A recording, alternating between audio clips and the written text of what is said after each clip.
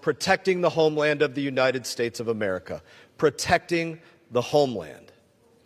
I would give this last comment to the gentleman, Mr. McGovern. I never saw the things that I did as big or small.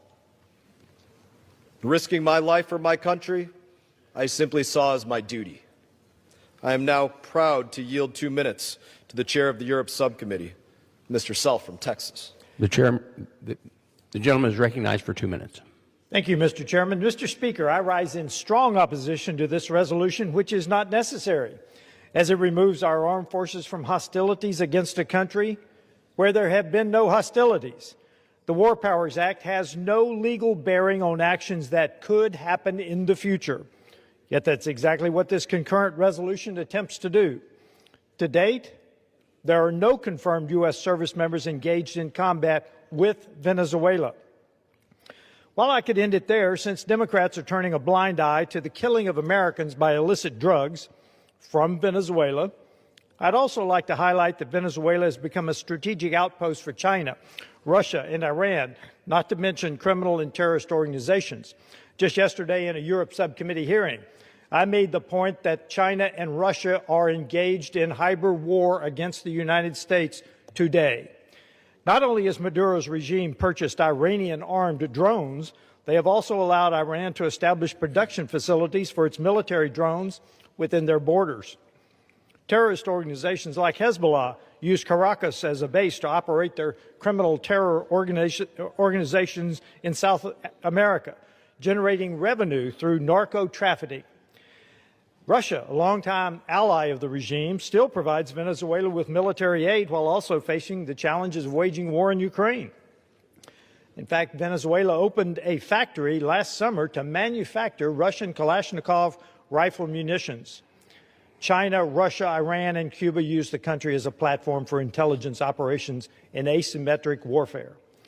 Instead of considering this resolution, which carries little or no consequences for hostilities that do not exist, this chamber should focus on supporting the President's efforts to deter the growing national security threat from Venezuela. Hundreds of Americans die each day due to illegal drugs. Rather than Democrats making it their life's mission to destroy Donald Trump, America would be better served by members of this chamber if we helped him prevent the flow of illicit drugs that are killing our citizens. Has an additional 30 seconds. I urge my colleagues to oppose this resolution, and I yield back. The gentleman yields back. The gentleman from Florida reserves. The gentleman from New York is recognized. Thank you, Mr. Speaker. I'm not going to allow, get into these back and forth. I've been waiting for an answer because this is serious business. The American people want an answer that they can't quite get yet. I can't get anybody at a hearing from the administration to answer the questions. I can't get anybody, even from the administration, like we saw some yesterday, to answer the question. The Americans have been waiting here. The American people want to know why a president of the United States would pardon two not accused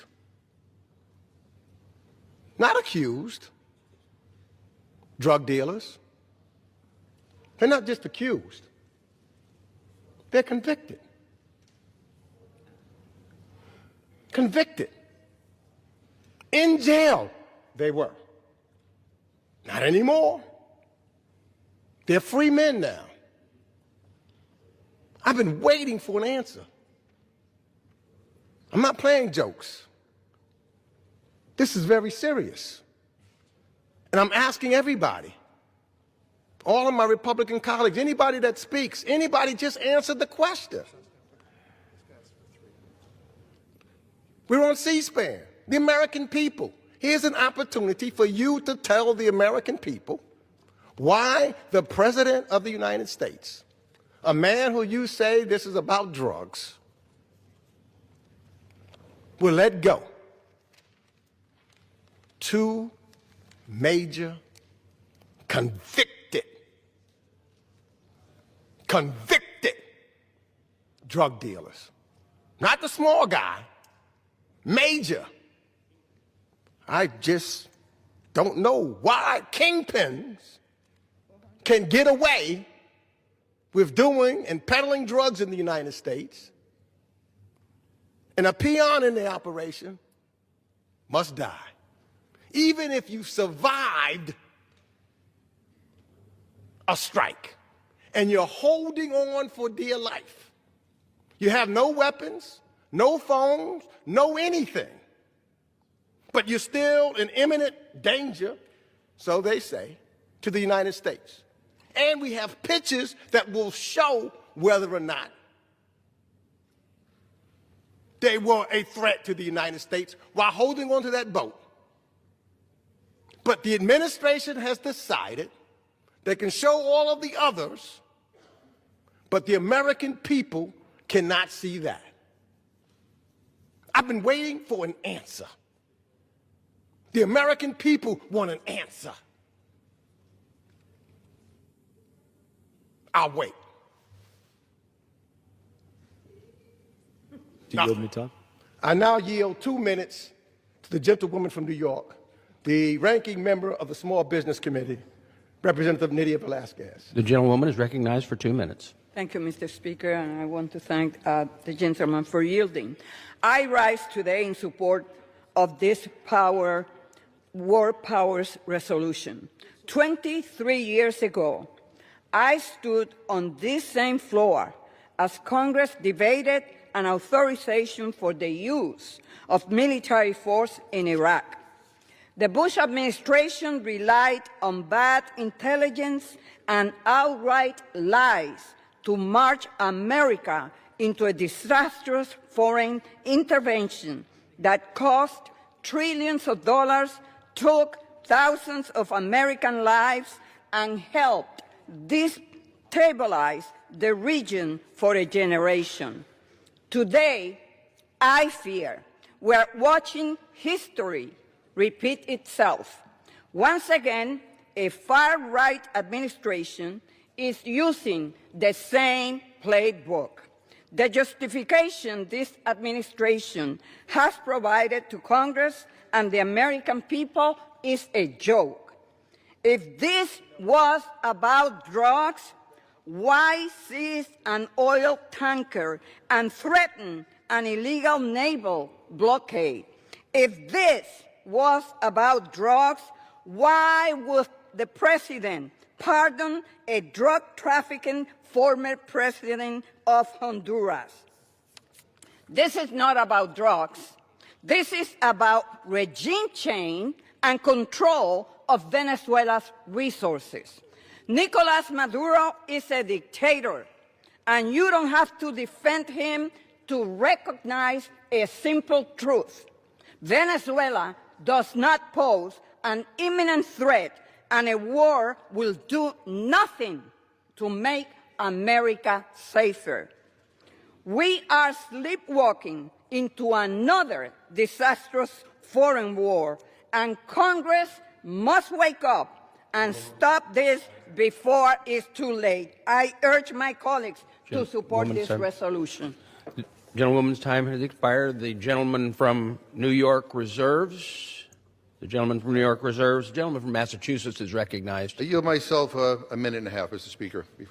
I request unanimous consent to insert in the record an article from the Washington Post entitled "Trump Pardons Major Drug Traffickers Despite His Anti-Drug Rhetoric." Without objection. And I don't want to be lectured by the distinguished chairman of the Foreign Affairs Committee, because as I mentioned, in Florida, 3,667 people have died of fentanyl, from fentanyl. And this president has pardoned drug dealer after drug dealer after drug dealer. And not a peep from my friends on the other side of the aisle who are now talking about the issue of drugs in the United States. Not a peep.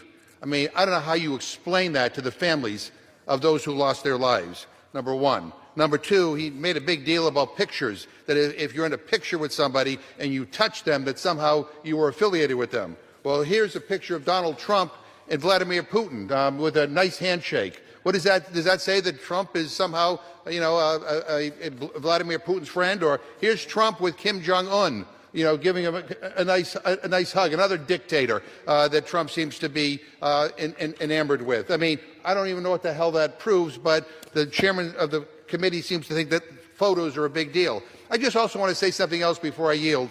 Our resolution, let me read it to you.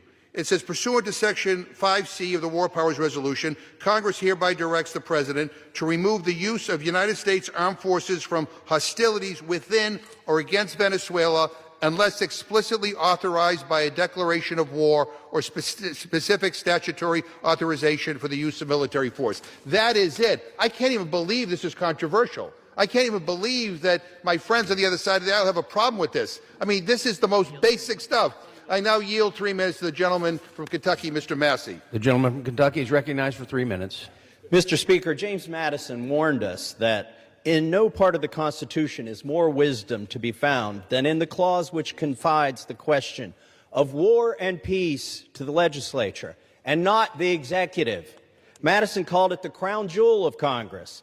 The framers understood a simple truth. To the extent that war-making power devolves to one person, liberty dissolves. If the president believes military action against Venezuela is justified and needed, he should make the case and Congress should vote before American lives and treasure are spent on regime change in South America. Let's be honest about likely outcomes. Do we truly believe that Nicolas Maduro will be replaced by a modern-day George Washington? How did that work out? In Cuba, Libya, Iraq, or Syria? Previous presidents told us to go to war over WMDs, weapons of mass destruction, that did not exist. Now it's the same playbook, except we're told that drugs are the WMDs. If it were about drugs, we'd bomb Mexico or China or Colombia, and the president would not have pardoned Juan Orlando Hernandez. This is about oil and regime change. And when it comes to regime change, we've already been down this road with Venezuela with nothing to show for it. In 2019, we recognized Juan Guaido. We seized their embassy here in D.C. We were told that regime change was imminent. Years later, Maduro remains in power. Today, we're told to place our hopes in other exiled figures. Edmundo Gonzalez and Maria Corina Machado. I wish them well, I do. But Congress should not express moral sympathy in the form of a blank check for military escalation and American lives. And let's take a moment to acknowledge the contradiction at the heart of this policy. This administration tells us that the Maduro regime is made up of narco-terrorists, and by escalating toward war, we would predictably create countless refugees. At the same time, this administration has moved to end temporary protected status for hundreds of thousands of Venezuelans and deports them back to the very regime it condemns. So which is it? Are we prepared to receive swarms of the 25 million Venezuelans who will likely become refugees and billions in American treasure that will be used to destroy and inevitably rebuild that nation? Do we want a miniature Afghanistan in the Western Hemisphere?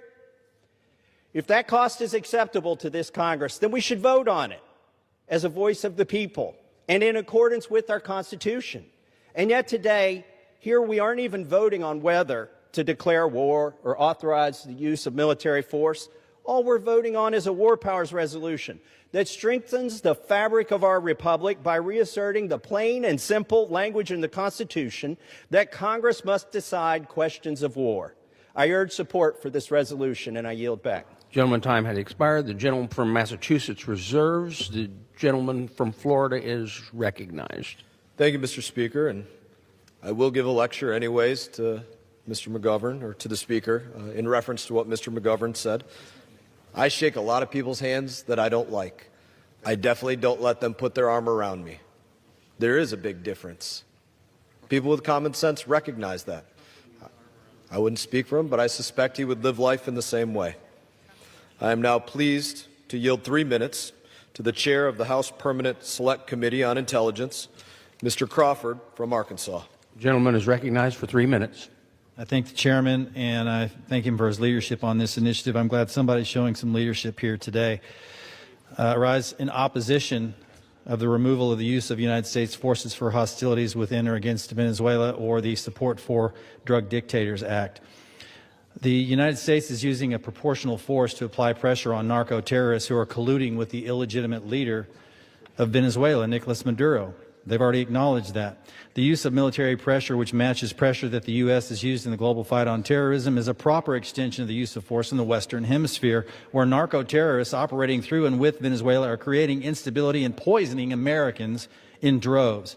The use of measured military power is the logical step to attempt to stop narcotics terrorists from supporting Maduro. The United States has imposed individual, financial, and sectoral sanctions on the Venezuelan government, as well as sanctions on the Maduro government and its supporters. This proposed resolution would disable the very effective tool that has been used to keep pressure on terrorist forces who have a Venezuelan nexus and are planning, plotting, and carrying out attacks against the U.S. and our interests. The strikes on narco-terrorist cartel assets have been precise and limited. Military action of this nature does not require congressional authorization. Under Article 2 of the Constitution, the President has the authority, and I would say the responsibility, to protect the United States and American citizens from attack. Moreover, U.S. troops have not been put into harm's way. Admittedly, it shocks me that we need to remind my colleagues on the other side of the aisle what we're fighting for here. The most recent CDC data shockingly reports that more than 82,000 drug overdose deaths have occurred during the 12-month period ending in January 2025. If ISIS or al-Qaeda had contributed to the killing of that many Americans in a single year, our leaders would be rightfully assailed for failing to respond. Now that President Trump is taking the fight to the terrorists who have actually contributed to our nation's drug overdose epidemic, he's met with criticism rather than the praise he and his administration deserve. I guarantee you family and friends don't distinguish between the branch of terrorism that led to the death of their loved ones. They just want them defeated. For too long, these cartels have poisoned the American people, destabilized and corrupted our neighbors, and tortured and killed thousands of innocents throughout our hemisphere. I've traveled extensively across the Western Hemisphere and met with many of our neighbors' leaders and their forces who are always engaged in the fight against these cartels, and these terrorist organizations are some of the most vile and evil in the world. To bar the President from using military force consistent with other counterterrorism activities simply due to a Venezuelan nexus is not supportable and is antithetical to his duty to protect our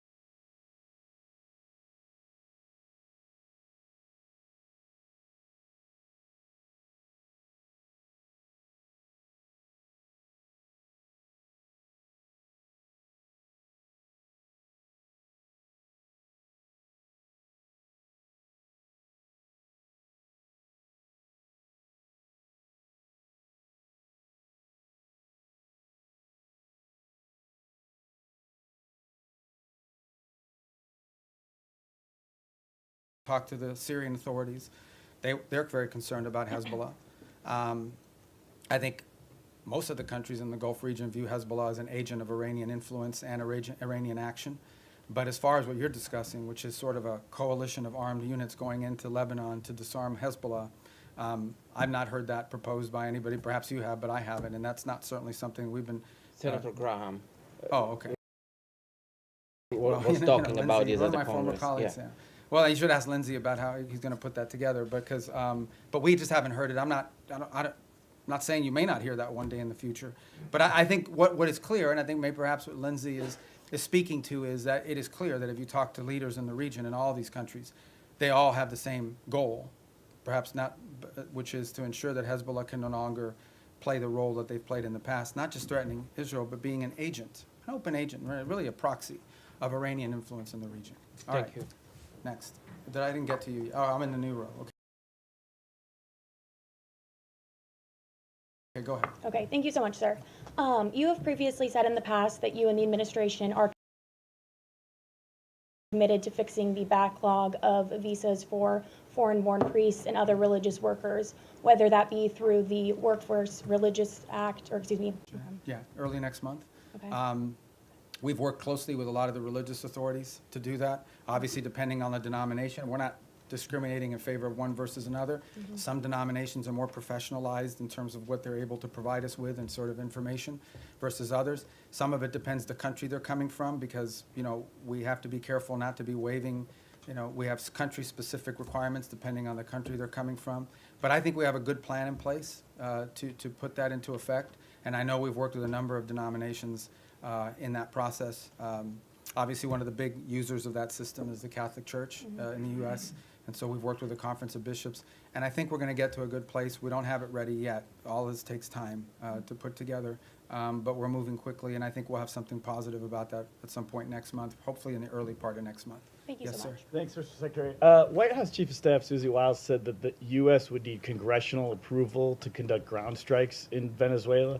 Do you share that view? And on your response today on regime change, Wiles already acknowledged that the point of the boat strikes was to pressure Maduro, i.e. have him leave. Why not just acknowledge that this is a regime change? Do you have the quote she said?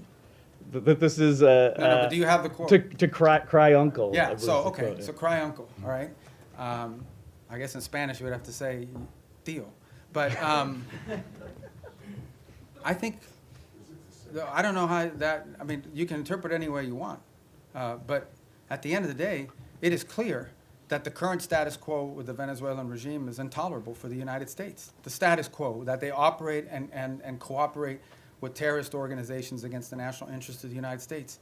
Not just cooperate, but partner with and participate in activities that threaten the national interest of the United States. So yes, our goal is to change that dynamic. And that's why the president's doing what he's doing. Change that dynamic by ensuring that no one wants to get on drug boats anymore. You know, people were just going out there, you know, openly without any fear of the reaper. And now I think people understand, like, it's not a good idea. By the way, we haven't had a strike in the Caribbean basin in almost 5 weeks. Do you know why? It's not because we stopped looking. It's because no one wants to get on a boat anymore and do that. So it's been effective at cutting that down. Now there's been strikes in the Pacific. So the bottom line is that, sure, our goal is to, I mean, what's the point of doing something? But the change, people want to focus on regime this and this and that. The goal here is very simple. The national interest of the United States. The President of the United States was elected to protect the American people, to protect America. That's what he was elected to do. It's one of his fundamental promises that Donald J. Trump made when he was elected President of the United States, is I am going to protect this country. Protect us from what? From the threat of terrorism, from threats to our economy, and from threats these drug organizations and these terrorist organizations pose against the United States. And if you are an ally, a friend, a partner, or cooperate or participate in activities that threaten the United States, you're going to have a problem with President Trump. I think the only shocking thing here is that a lot of people say that. People run all the time for office. I'm going to take on the cartels. I'm going to do this. He's actually doing it. He's not doing anything he didn't say he was not going to do during this campaign. He said he was going to go after the cartels. And now he's going after the cartels, and everybody's shocked. Don't be shocked. This is a man who was elected president because he says and then he does. He doesn't just say and then forget about it. In congressional approval on land strikes, do you think that the United States does need to go to Congress in order to conduct land strikes in Venezuela? Well, look, I'm not going to speculate about things that you know, haven't happened and may never happen. I'm not going to speculate on that. All I'm going to tell you is that, two things. And I remind Congress all the time. By the way, I was very consistent on this position because it was my position when I was in the Senate. Number one, no administration, Republican or Democrat, has ever accepted the War Powers Act as being constitutional. That said, multiple administrations, including this one, have sought congressional approval and or certainly congressional notification of actions taken. Why? because American action is always strongest when it has the buy-in and the participation of a broad set of actors. Now, given our current political climate, that's not always easy, because we do have people today in politics that are against everything that President Trump is for. It doesn't matter what it is. It doesn't matter if they themselves had the same position. If it's President Trump's idea, they're against it reflexively. Okay? That's the nature of the current climate in our politics. But I can tell you that to this point, nothing has happened that requires us to notify Congress or get congressional approval or cross the threshold into war. We have very strong legal opinions. We have now briefed Capitol Hill 23 times, 23 briefings, bipartisan briefings on Capitol Hill. I have personally participated in 6 of those 23 at the highest levels of the committee, but then the full House and then the full Senate, which, by the way, are always interesting. Okay, get it. I've been there before, okay? So, I was part of this thing in the past as well. But you do this briefing, you answer all their questions, and then they go out and tell people, we heard nothing, we saw nothing, that we were pleased with. They already had their answer before they went in, but we do them anyways. And we continue to do them. Not to mention the individual calls I've had with leaders in Congress, and I'm not going to disclose what those are. So everybody over there knows what we're doing, they know why we're doing it, and we've kept Congress fully apprised, and we'll continue to do so. Yes? Thank you, Mr. Secretary. The settlers' violence is rampant in the West Bank. The what is, I'm sorry? The settlers, Yes, the Israeli okay, yeah. settlers' violence in the West Bank is being escalating, it's increasing. Also, Israel is building around 20 settlements unit. Doesn't this undermine your own effort in the peace process? And also, if I may, on Gaza, the humanitarian situation is dire. The babies have been frozen to death because of the weather. Tents have been flooded. Is this anything that the United States can do to alleviate the suffering of the civilians in Gaza? Yeah. In the case of the West Bank, we have, and you've seen our embassy even has put out statements and comments about specific incidents there that we're concerned about, that we do think, create a point of strong friction in the broader effort. And our own embassy, and Ambassador Huckabee has spoken to this as recently as a couple weeks ago, very firmly, I believe. And so we'll continue to communicate that as we have and make our opinion known in regards to its impact on the broader challenges. In the case of humanitarian, absolutely. I mean, this is the reason why that group is set up there every single day. We've been successful at opening new corridors. We want to continue to see that increase. We want to continue to see the flow of aid increase into those parts of Gaza that are still under Hamas control. But it also goes back, not to sound like a broken record, to why it is so critical to have the border peace put in place and the Palestinian technocratic group put in place. Because that allows us now, when you have this technocratic Palestinian group in place, and a stabilization force to provide security, it now allows us to have someone we can work with to turn over the humanitarian aid to and have them be the ones that help distribute it along with these international partners. That's what the point we're trying to get to, that we can get to a point where that is, and part of the thing with humanitarian aid is also security. Someone has to provide security for these convoys as they go in, because oftentimes they have been attacked, they've been looted, they've been so forth. We don't have a force that can do that right now unless the Israelis are going to go in, and that would violate the ceasefire. But if we have a stabilization force on the ground, they could provide security. And then the technical side of it, the logistical side of it, along with the international partners, is what the Palestinian Technocratic Organization can do. That is why we are in such a hurry to finalize that phase of this deal so that the aid can flow. And not just aid, then we can move from aid to reconstruction, which is the goal everybody has. You want to reach a point at which you're not providing aid because Gaza has an economy, and it's not an economy controlled by Hamas. But we can't get to that stage until we can secure the place. And that's why we're in such a hurry to finalize that phase of the deal. Yes, sir. Vladimir Putin today I thought you were introducing yourself. No, no. I'm Vladimir Definitely Putin. not. Definitely not. Vladimir So what Putin. are you doing here? Yeah. Nick Schifrin, PBS NewsHour. Vladimir Putin had his own end-of-year press conference today. Oh, he's trying to step on my message. Yeah. His went, I think, 4 hours, so we got at least 3 hours. And he said he was willing to end the war in Ukraine. I bet you he didn't do it in Spanish. He did not. All right. Go ahead. I'm sorry. No, it's all right. He said he was willing to end the war in Ukraine based on principles he had outlined last summer, and that included a complete Ukrainian withdrawal from 4 regions, most of which are not occupied by Russia, recognition of occupied Russian territory in Ukraine, and the complete lifting of sanctions. That goes beyond some of the recent conversations you've been having. So do you think Putin is serious about peace, and is the U.S. willing to recognize occupied Russian territory in Ukraine? Look, I think ultimately there is what people say, and I'm not claiming that that's not his position. I'm just saying there's what people say and then what people do. In the end, we're not going to base our approach to finding peace here on the basis simply of what people are saying. We're going to base it on what people are willing to agree to, what countries are willing to agree to. Our role is very simple. We try to understand what the Russian position, how much can they give and what do they have to have. We understand the Ukrainian position, and we try to find whether those two things can. That's not up to us. That's up to the two sides. In the end, it's up to them to make a deal. We can't force Ukraine to make a deal. We can't force Russia to make a deal. They have to want to make a deal. The role we're trying to play is a role of figuring out whether there's any overlap here that they can agree to. And that's what we've invested a lot of time and energy and continue to do so. That may not be possible. I hope it is. I hope it can get done this month before the end of the year. I want it to end as soon as possible. I know the president is deeply committed to helping it end. Nobody in Europe can do it in this, despite the fact that we haven't yet gotten the outcome. So this whole narrative that we're trying to force something on Ukraine is silly. We can't force it. There's no peace deal that Ukraine, there is no peace deal unless Ukraine agrees to it. But there's also no peace deal unless Russia agrees to it. We are just trying to find whether there's common ground that we can make happen. And maybe that's not possible. Maybe it is. Maybe that's not possible right now. But we don't think our work could potentially serve as a baseline for that in the future. Maybe it is possible now. We're going to continue to test it and see where we can get to. Is the U.S. willing to recognize occupied territory? I'm not going to speak on any specifics of any deal because we're not going to be able to negotiate a peace deal, especially one like this, in the media. Suffice it to say, let me just put it to you this way. There can't be a peace deal unless Ukraine agrees to it. And there can't be a peace deal, of course, unless Russia agrees to it. But remember that. Any peace deal is one that Ukraine has to agree to because they're a combatant. If Ukraine says we don't agree to it, there won't be peace. So our job is not to force anything on anyone. It is to try to figure out if we can nudge both sides to a common place. And guys, in a conflict like this, in a war like this, that's not easy. It takes a lot of time. We're going to have some patience with it, unfortunately. It's already gone longer. But understand why the president cares about this, okay? Because let's be honest here, and I'm not trying to diminish this, okay? Because it's an interesting position to be in. The United States only provides, we don't provide weapons to Russia, we only provide weapons to Ukraine. The United States doesn't sanction Ukraine, it's only sanctioned Russia.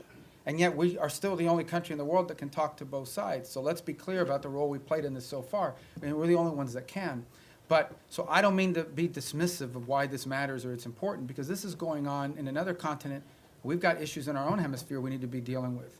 That if you were to ask prioritization, I would argue that something in our hemisphere from our national interest is more important than something in another continent. But it doesn't make Ukraine and Russia unimportant. We care about it. That's why we're involved in it. But by the same token, why does the president care? I'll tell you why. This week, 9,000 people will die, including like 5,000 or 6,000 weekly Russian casualties, okay, in a war. This is a bloody, nasty conflict. In the same time, the entire electric grid, the entire infrastructure of Ukraine is being destroyed almost as fast as it's being rebuilt. Every week that goes by, the cost of rebuilding that country gets exponentially higher. It is now becoming generational reconstruction. This is a very damaging war that's going to have incredible implications. There are now hundreds of thousands of Ukrainians, probably maybe in millions, who have not lived in Ukraine in years. They've been displaced to other countries. The implications of this long term for Ukraine are dramatic, and for Russia too, but for Ukraine, and we're focused on them. This is why the president wants to end it. He thinks it's a bloody, nasty, horrifying war, and he doesn't like wars. He really doesn't like wars. He thinks they're a waste of money, time, and talent. And he wants this one to end. And we're doing everything we can to end it. And it may or may not be possible, but we're certainly going to keep trying. Yes, sir. Thank you. I promise you we're going to go through here. Do you have a deadline or something? I know, but let me get to the roads, because if I break up the road thing, you're going to screw up the whole plan I have for today. Go ahead. Thanks, Mr. Secretary. If I can turn internally for a moment, a recent survey by the American Foreign Service Association found strikingly low morale among career diplomats in the U.S., some of whom reported that they feel like they can't freely express their opinions, that their candidate input is not welcome, and many of them are saying that they're actually thinking about career changes.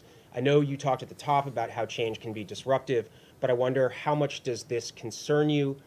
Do you possibly see this as a feature, not a bug, or would you be happy to see people leave so that you can bring in a new crop of people? And then just briefly on your own role, you have 2 jobs right now. Your travel schedule seems a bit lighter than your recent predecessors.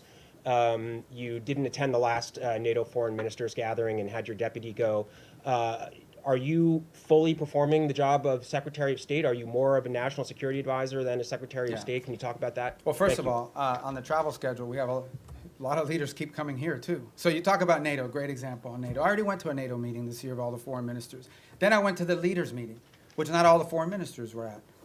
And then on top of that, that week is the week we had Rwanda and the DRC coming to the United States on a deal that I was working in. So as far as the travel schedule is concerned, we have a lot of leaders constantly coming here. We have leader meetings every single week for the most part up until last week. So there's a lot of work to be done. On the Foreign Service, we have very talented people here. I saw that report somewhere. That's from the union. It's from a union survey.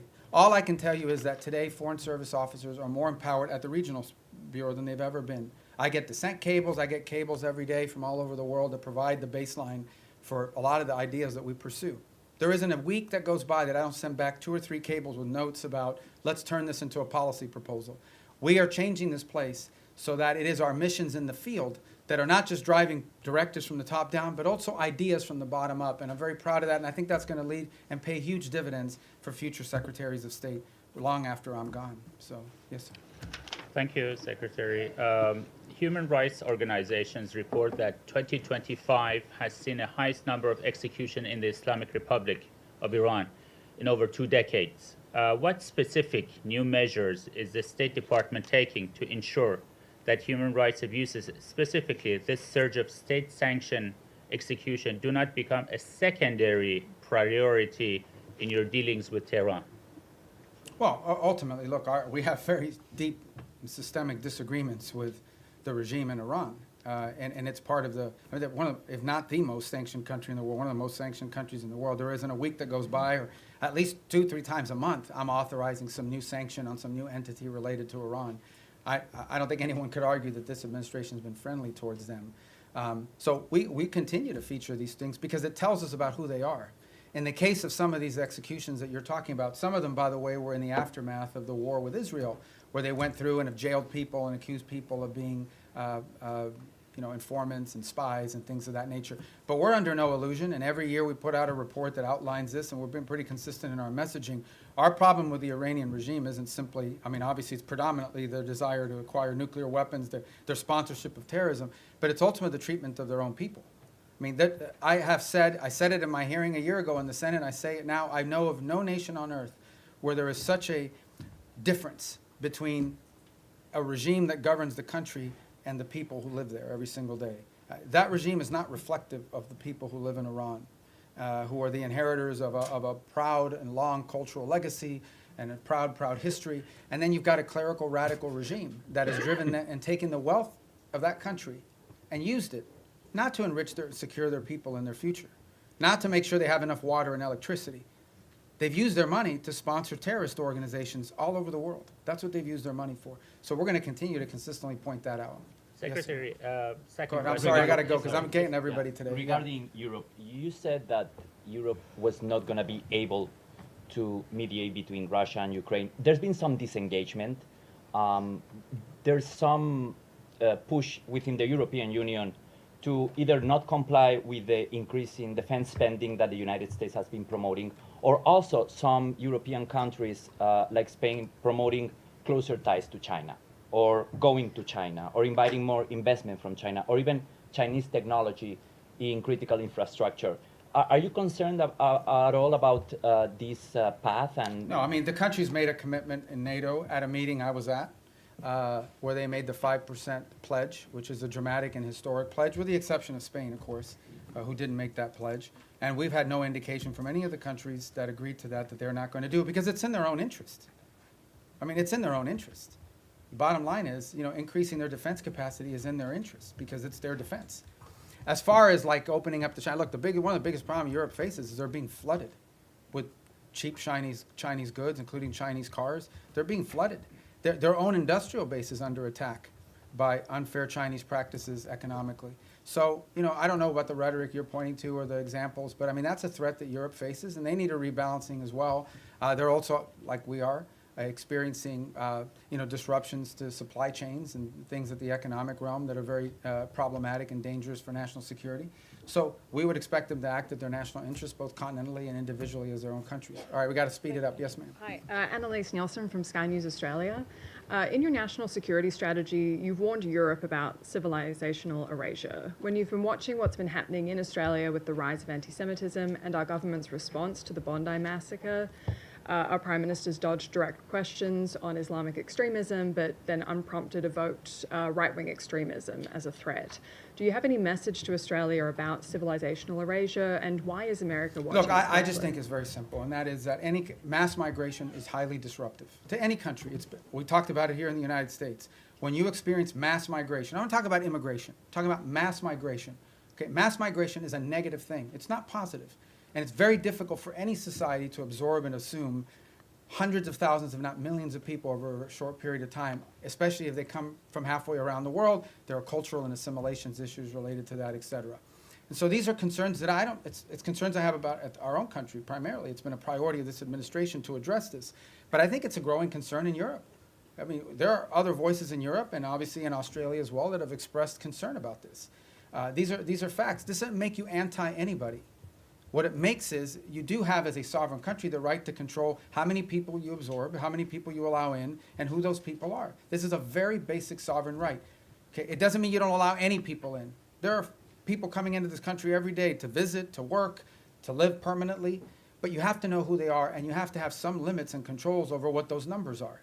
And obviously, because of some of the things we've seen, mass migration over the last decade has been highly disruptive, not just to the United States, but also to continental Europe, and in some cases in the Indo-Pacific as well. So I just think this is a real challenge that multiple Western advanced industrialized countries are facing, and I think it's pronounced in parts of Europe as well, and obviously, at least on the basis of your question, appear to be a challenge as well in Australia. All right, to the next row. Yes, ma'am. Hold on, Andrea, right behind you. I'm going to get to everybody. Go. Yeah.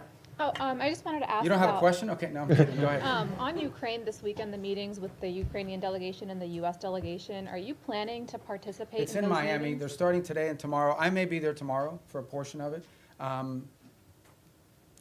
There's another one happening today, but that one is with the Turks and the Qataris and the UAE on the Gaza plan. So if I'm not there, because I have things we have to do here today, like talk to you guys, I think tomorrow, since it's in Miami as well. So, yeah, go ahead. Yes, sir. Thank you, Mr. Secretary. Timothy Norozi with the Washington Examiner.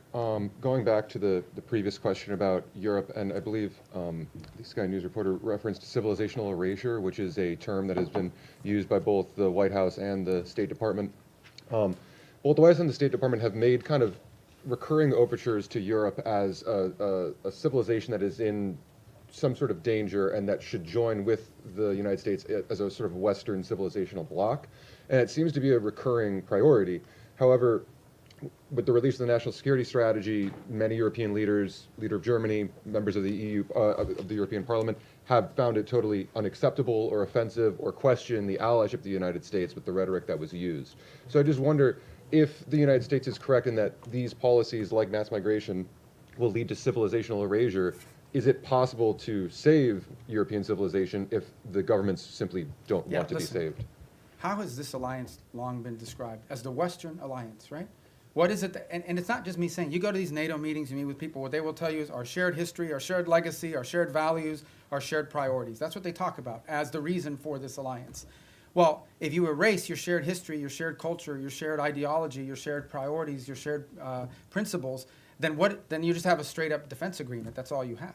So what I'm trying to point to, and what we've tried to point to, is very simple. That is, at the bedrock and at the cornerstone of our relationship, with example with Europe, is the fact that we do have a shared culture, a shared civilization, a shared experience, and shared values and principles on things like human rights, on freedom, on liberty, on democracy, on all sorts of on the rights of the individual, on all these sorts of things that we in this nation are the inheritors of in many cases, because many of these ideas that led to the founding of our country found their genesis in some of these places in the Western Alliance. If you take that away, if that's wiped out because for whatever reason it's no longer a priority, I do think it puts a strain and threatens the alliance in the long term and in the big picture. Now, whatever internal politics causes people to dispute this, I'm not going to comment on, other than to tell you that I do think that at the core of these special relationships we have is the fact that we have shared history, shared values, shared civilizational principles that we should be unapologetic about. This is a nation that was founded on Western principles. Founded on Western principles like liberty, the value of and the right of the individual, the right of self-governance. These are all Western values. Now, others may have adopted it in different parts of the world, but they emanate from Western history. And it's something that we should be unapologetic about. Why would we be apologetic about it? Anyone who doesn't recognize, for example, that many of the features of our system of government find their root in Roman and Greek history is a fool. Is a fool. It's just not true.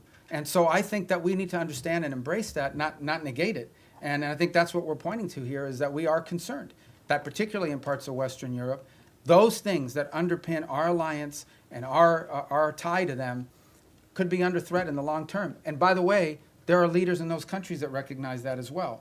Some say it openly, some say it privately. In the eastern and southern part of Europe, they're much more open about it. Nonetheless, it is a factor that needs to be addressed. Yes, ma'am. Was the New York Post.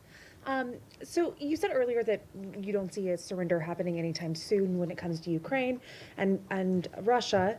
Putin says he will accept nothing less than an unconditional surrender, but if this latest intensive push for peace talks fails, is there anything that the U.S. can do to make Russia want to end its war? And then secondly, some of the most major foreign policy issues from Venezuela, Iran, Ukraine, Israel, have been assigned special envoys who do not report directly to the State Department, which obviously has a larger view of how these conflicts affect each other. How intimately has State been involved with these envoys' strategies and actions this year? And do you see State taking a larger role in these kind of day-to-day negotiations? I disagree with the premise of your question. I mean, every envoy that's been involved in all these critical issues, I personally work with very closely. I talk to them 4 or 5 times a day, or meet with them, or they're in the White House, or they're here, primarily in the White House, or they're involved in the same meetings we're involved in. I mean, that's just not factual. No one is out there doing independent action. All of it is strongly coordinated. It's one of the benefits of also being the National Security Advisor, is it allows us to also organize the interagency. Every single one of these envoys, I speak about Steve Woodcock in particular, who's a phenomenal person, very smart, very talented, who dedicates, he doesn't get paid to do this job, he does it for free. And he invests a tremendous amount of time, full time on this thing, traveling all over the world, doing all kinds of things. Okay, but Steve doesn't do anything independently. He relies on the interagency. He gets support from Treasury, sometimes from Commerce, certainly from the Department of War, and from the State Department. In fact, he's staffed in many of these visits by State Department folks, and including the ones in Miami. Especially as we get to the technical parts of these agreements. So the synergy there is very tight across the board. And so I think that's just not factual. I was referring to Envoy Grinnell with Venezuela and some of those conflicts earlier this year that really kind of weren't helpful in getting towards the release of the prisoners. Yeah, look, everything that's been done in this administration has been coordinated in some form or fashion. I mean, you guys don't see it all because look, I know everybody wants foreign policy to be 100% transparent, but sometimes it really can't be because there are sensitivities, because there are diplomatic sensitivities, because things people are willing to agree to in private, they may not be willing to do so in public. There's all kinds of things that have to happen in order to achieve outcomes. Sometimes they work, sometimes certain approaches work, sometimes they don't. But that's not new to this administration. That's been true throughout history. And but at the end of the day, I mean, I feel like we have a very good team of people that work very closely together on all of this. And the key is every single one of these conflicts, every single one of these issues are all multidisciplinary. Okay? There is no such thing as any one of these things that we're dealing with. Again, going back to the case, let's just use Ukraine as an example. In the case of Ukraine, it involved Treasury with regards to the minerals deal. It involves Commerce to some extent. It most certainly involves the Department of War in terms of not just battlefield assessments, but the sale of weaponry through Pearl, et cetera. It involves the Department of State in terms of everything from interpreters to the technical work of actually putting words to paper that would make sense in an agreement and supporting these visits. We had a very important meeting in Geneva, hosted at our embassy, supported by diplomatic personnel that were involved in doing that. And a lot of the follow-up as well that has to happen with some of these things. You know, peace deals aren't just, in the case of Gaza, strongly supported. We actually, we took our ambassador in Yemen, who can't be in Yemen, Fagan, and assigned him for 8 weeks on that portfolio so that we could have someone there to help navigate and coordinate all of the technical aspects. You can reach a peace agreement in concept, but then someone's got to sit down and write down the technical language and the specificity, and they rely on the professionals in this department, any new administration, and that continue working with our African people that work very well together and very collaboratively, and we're going to build on that in the new year. Yes, ma'am. Thanks. Shelby Talcott with Semaphore. Vanity Fair quoted you as wondering whether Putin just wants the entirety of Ukraine. I'm curious if that's still a question for you, and how confident are you in being able to reach a peace agreement if that is a question? And then along those lines, is there a deadline for Russia and Ukraine to come to an agreement before this administration walks away? Yeah, I'm not in any position to give you deadlines on anything. And as far as that quote, that's a quote the president has said publicly, which is, he has said three things. I thought it was going to be the easiest one, and it's turned out to be the hardest. I don't know if Putin wants to do a deal or if Putin wants to take the whole country. These are things he has said openly. And, you know, I think that's, I don't even remember when I talked to the guy from that magazine, but, you know, for much of the early part of this year, one of the things we were trying to deduce is exactly what is it that Russia wants to achieve. We know what they wanted to achieve initially when the war began. They haven't achieved those objectives. There's a new set of objectives now. I mean, part of reaching an agreement is trying to understand, I've already said this, what both sides want or need early on. That's part of the, and the same is true on the Ukrainian side, by the way. What could they actually live with? What's acceptable? What's not acceptable? What are their red lines? That's how you put a deal together. You have to sort of figure out if the two sides overlap at some point. Sometimes some deals are just not ready. Sometimes the timing is perfect. You have to put it together. If you look at what happened with Gaza, that looked intractable. And then a series of events occurred that made it possible. For example, the strike inside of Qatar that the Israelis took at the time, you know, was a sort of a dramatic thing, but in some ways it sort of set in motion a sense of urgency to bring this thing to an end before it spread. So sometimes you just have to be ready for a change in circumstances or conditions that allow progress to be made. But these things are hard to do. They take a lot of time. Sometimes it takes some patience. It's just unfortunate that you know that every day that goes by, more people are died and more people die and more things are destroyed. Yes, sir. To come back to your comments earlier on Sudan, you mentioned this concern about transshipment and weapons coming from overseas to Sudan. Could you sort of put a slightly finer point on it? Have you raised this with the UAE in your meetings that they need to stop providing support to the RSF? And have you got any commitment or any kind of look, response none of to these, that? neither side has their own factories for the most part, right? All these weapons are acquired from abroad. They have to come from somewhere else, and they have to come through somewhere else. So someone is allowing it to be shipped in, and someone is actually shipping it. So we've had the right and appropriate conversations with all sides of this conflict, because that is their leverage. Without their support, neither side can continue. So that's why we need to engage, and that's why we've engaged the parties involved in all of this. I don't want to find myself here in a position of picking on anybody other than to say that we think and we're hopeful that we can make some progress on this, but we know that in order to make progress on this, it will require outside actors to use their leverage and their pressure to make that come about, particularly this humanitarian truce, which is the first thing we want to achieve. We think that outside actors have the leverage and the influence over the players on the ground to bring about this humanitarian truce. And we are very focused on it. I had conversation on it yesterday. We have spoken to the UAE, we've spoken to Saudi, we've spoken to Egypt, and this is not new. We've been talking to them. We signed a document with them in September at the UN gatherings. We had previous meetings with them before that. So this is not a new engagement. It's just one that's had a higher sense of urgency given recent events there. But yeah, we're involved every single day trying to work through this because we do understand that and this is not new to this conflict.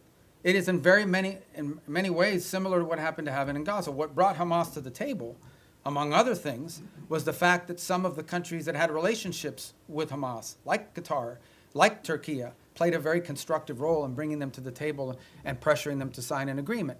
And we played a similar role on the other side. So, you know, it's not unusual that you would involve outside actors in using leverage to bring parties to the table to agree on something. Yes, ma'am. Thank you, Mr. Secretary. On Venezuela, what is the U.S. willing to commit if Maduro is ousted from power to ensure that the country doesn't plunge further into instability in sort of a I don't power have any vacuum? announcements on that right And now. do you see Maria Corina Machado and Edmundo Gonzalez as the heir apparents for power? Well, we don't believe Maduro's not legit. We've been pretty clear. We didn't recognize him as a legitimate president. The previous administration didn't as well. The first Trump administration didn't either. He's not the legitimately elected president.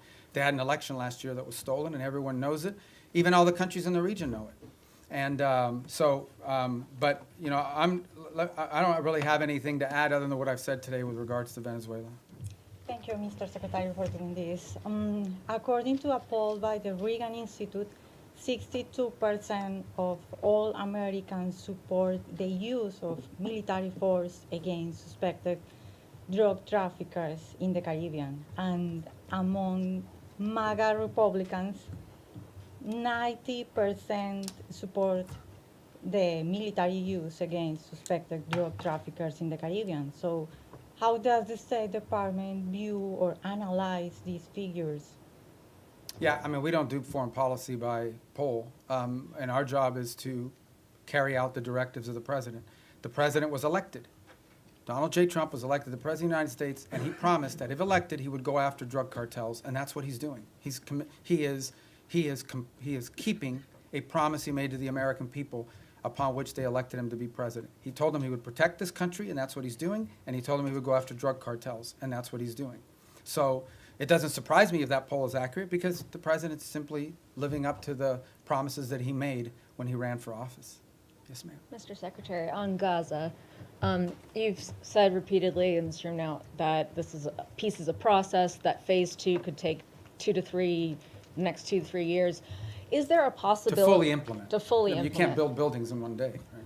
Is there a possibility in your mind that the status quo, more or less as we see it now, with this sort of insufficient flow of aid, periodic violations of the ceasefire by each side, a lack of reconstruction, and of course the absence of an international security force, that this could potentially continue more or less through the rest of the president's term? And if not, I'm not asking for a date, but I think we'd all like to know. We've heard from the president and yourself that there are all these countries that want to join the international security force. When will they deploy? Are we talking in the next year, in the next couple of years? And is there a certain amount of time that could pass at which point the administration, without an ISF, at which point the administration would green light or will green light Israel to resume its war? The way to answer that question is this way. No one is arguing that the status quo is sustainable in the long term nor desirable. And that's why we have a sense of urgency about bringing phase 1 to its full completion, which is the establishment of the Board of Peace and the Palestinian Technocratic Authority or organization that's going to be on the ground. And then the stabilization force comes closely thereafter. Once we've established that, we have a lot of confidence that we are going to have the donors for the reconstruction effort and for all the humanitarian support in the long-term building of phases 2 and phases 3. We just don't think that we're going to get to phase 2 or phase 3. We don't believe that we can have a successful donor conference, just as a real example, until people know they want to know who's in charge, and they want to know that there's security. Okay, they want to make sure that who's going to pledge billions of dollars to build things that are going to get blown up again because a war starts. So they want to know who's in charge, and they want to know that there's security, and that there'll be long-term stability. So no one would argue that what we have in place now is sustainable in the long term. We have to get to the completion of phase 1. I am confident we will, within the time frame necessary to make it successful. It's just not today, but hopefully very, very soon. We've made real progress. We made progress as late as yesterday in additional names for this Palestinian organization that's going to be the technocratic organization. So I think we're very close. I think we're going to get there. I'm optimistic that we're going to be able to get through phase 1. And then what I meant about taking years for phase 2 or phase 3 is not years to start it. I'm just being, to rebuild a place, to put buildings and rebuild an economy, that takes time. You'll have the donors, but you still have to have the equipment. You got to build. You have to do all that sort of thing. This is a long-term project. Phase 1 is not a long-term project. It has to happen. I'm confident it'll happen within a time frame that makes it successful. We're very committed to it, and so is everybody else. Everybody else in the region understands that there is no plan B. If this doesn't work, plan B or what's going to happen is a new war, and no one wants that. No one wants that. So, Mr. Secretary, are you going to be able to tell us in the next year who is going to secure Gaza and it'll have to happen who is much. going You're to talking about the disarm? stabilization force? Yes. Yeah. That'll have to happen much more than a year from now. That is the completion of phase 1. When we get through the establishment of the stabilization force, Board of Peace, Palestinian group, stabilization force. All those things happen, boom, boom, boom, 1, 2, 3. They have to happen very quickly, not a year from now. This is something we're aiming at very soon. It has to. It's what we're focused on right now, like a laser. All right, yes, sir. Mr. Secretary, thanks for all the time, and it's not going to be 4 hours, I promise. It's an hour and a half. You see the press corps is hungry for engagement here. I hope the State Department will return to regular press briefings soon. You got a great spokesperson's unit over there that's more than capable of handling it. A couple quick questions. The President directed you through executive order to explore sanctions of sectors and chapters of the Muslim Brotherhood. Qatar is ground zero for the Muslim Brotherhood. This administration obviously has a very close relationship with the Qataris. How do you confront the Muslim Brotherhood without confronting the Qataris? That's my first question. Second question is on UNRWA. There's a report that the State Department is in deep discussions about possibly sanctioning UNRWA. What's your mindset on that? And do you feel there is any role for UNRWA absent humanitarian aid delivery in the future? I think we can deliver humanitarian aid without UNRWA. I think UNRWA is a corrupted organization that's unsalvageable, period. And I think our policies reflect that. On the first point that you talked about, I think we'll have some announcements, and not today, early next week, on Muslim Brotherhood. Designating groups there's a series of internal steps, despite what people may or may not perceive. There are things we have to meet, criteria we have to meet, information we have to have, boxes we have to check, legal reviews that have to happen, and that takes time. So, but I think there'll be announcements very soon on that, probably as early, if not today, early this next week. Do you expect pushback from the Qataris? Well, I'm not going to comment on which segments of the Muslim Brotherhood. As you know, there are different chapters, for lack of a better term, and individuals spread throughout the world. But the president's issued his executive order, and we're working through the execution of it. And we'll get to what we need to get to. A lot of this obviously depends, from a legal review standpoint. You have to have certain information that you can cite in order to justify the designation. So we're working through that. We'll have some announcements next week, and they won't be the last announcements that we have. Yes, sir. Yeah, Mr. Secretary, thank you for doing this today. This conversation between my colleagues and yourself paints a seemingly chaotic and hostile world at times. So very simply and generally put, what do you believe is the biggest threat facing the United States today? I don't know. We live in a world where we have a single hemisphere, in our own hemisphere, closest to home geographically. It's the growing, the rise of and the power of transnational criminal terrorist group who are destabilizing nation states throughout the region and pose a direct threat to the United States through overthrowing governments, destabilizing these governments, leading to mass migration, and certainly the trafficking of drugs, and also providing fertile ground for potential, outside of hemisphere actors to act within our hemisphere in the long term. That's a major threat. I think we face some challenges. And we know the United States industrial base, the United States supply chains become dangerously dependent on other countries for many of the things that are elemental and critical to our, not just sustaining what we have, but building the economy of the 21st century. And so building up our industrial base and diversifying our supply chains are a critical threat that the United States needs to confront.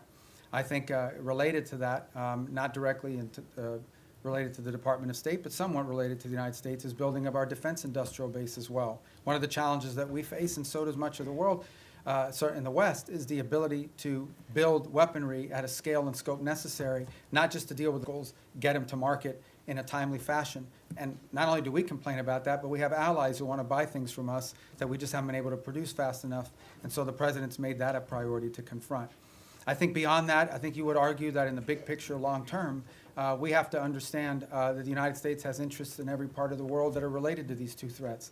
In the case of Africa, we see countries that have extraordinary opportunity to develop economically, the youngest population in the world, and the United States wants to have relationships, both commercial and personal, with many of these nations as they emerge in their own right into an era of prosperity. And we want to be there to help assist in that if possible. We want to make sure that American interests are taken into account. Unfortunately, there are many countries around the world that in the past have had to rely on predatory practices of other countries to receive stability, to receive funds necessary to build infrastructure or what have you. We want to make sure that American businesses are at the table offering alternatives, be it in telecommunication, be it in artificial intelligence and technology, be it in basic infrastructure. So there's a lot of things to uncover and unpack, and I think in the long term as well. And I think our national security strategy reflects a lot of this. So I wish we lived in a world where we had one major threat. Many of these are interrelated. Yes, sir. Thank you, Mr. Secretary. I was going to ask my questions in Calibri, but since you do not Wow. communicate that I in that speak Times New anymore, Roman, I so- am. I'm going to ask in Times New Roman instead. Sorry about the Dolphins. That's all right.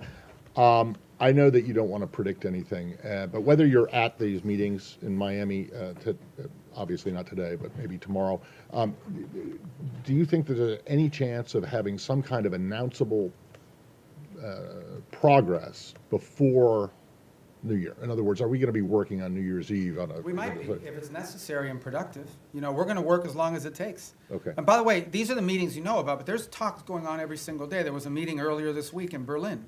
There's phone calls every day.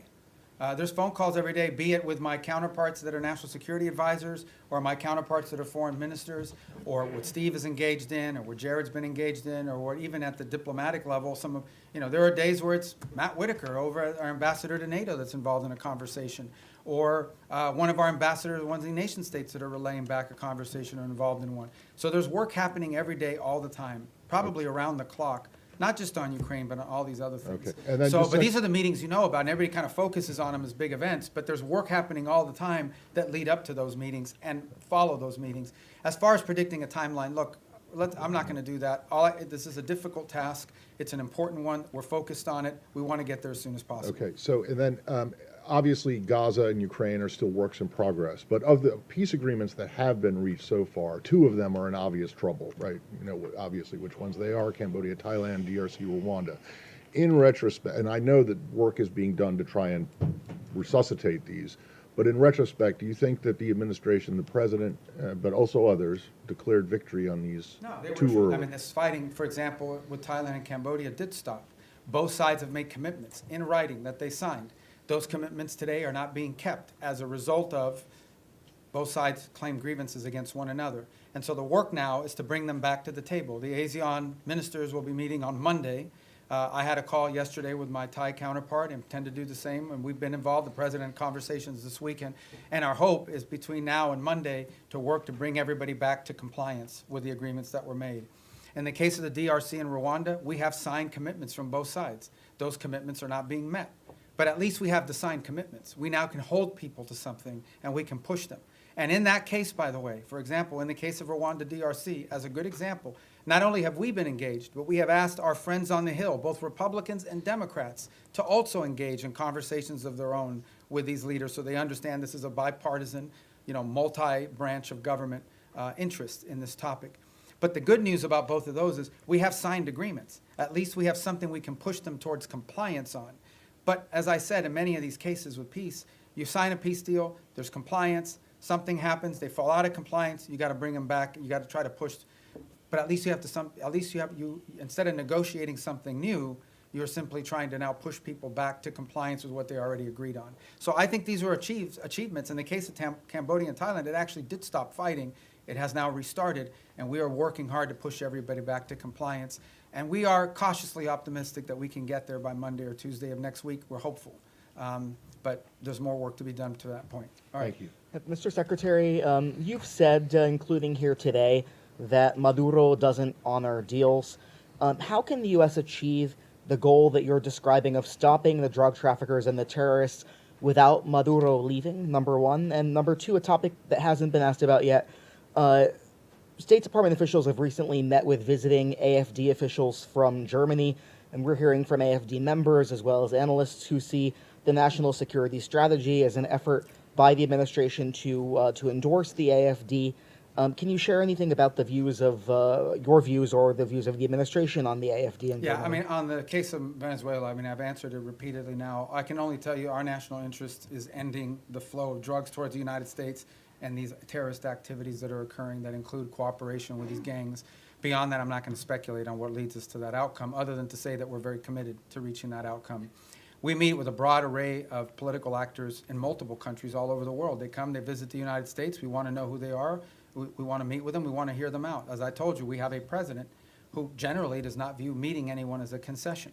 So there are broad political actors. We've met with broad political actors from different parts of the Western Hemisphere as well, and broad political actors from different parts of the world. So I think it's important, and part of our job is to understand the full political spectrum of countries around the world, including countries we have alliances with. I would say that many of our allied countries, they meet with Democrats and Republicans, and sometimes libertarians or whoever. Who are political figures that travel overseas, they also have meetings with them. So part of the job of the State Department is to inform the administration about sort of the internal political dynamics of the countries that we have alliances and partnerships with. Because in the end, we don't know what the outcomes of elections are, but understanding that the internal political climate of individual countries is a key part of determining how we approach and pursue public policy in partnership with them.